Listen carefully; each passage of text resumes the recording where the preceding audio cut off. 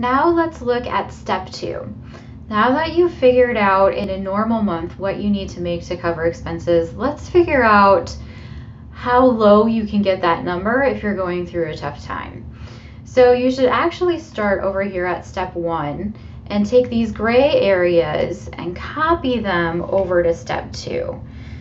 So just do a little copy and then over here and paste it in there. And then what you can do that for all 3 sections here.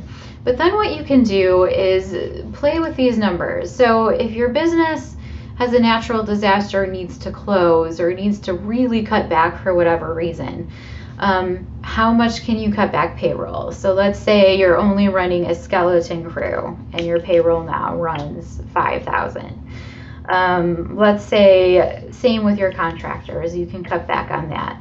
Rent and insurance you can't really do a whole lot about unless you call your landlord and try and negotiate for delayed payment terms or something like that. Supplies you might be able to cut down. Utilities, if you're not running as much as you were before, you can sometimes cut that down a little bit. It depends. So just kind of go through and figure out what you can do to make this number lower. Loans you can't really do a whole lot about usually. Owner's pay, here you're going to have to decide if you can still take draws yourself, or if you need to, or if you can cut back on that. So in this scenario, I think we had $3,000 on a normal month. Let's say you're good for a while, you can float without taking a paycheck or taking out money yourself. You can delete that. If you're completely closed and you have no cost of goods sold, you can delete this percentage.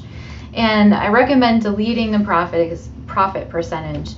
That is not normal practice, but when you're in survival mode, you don't need to plan for profit. You need to plan to stay in business.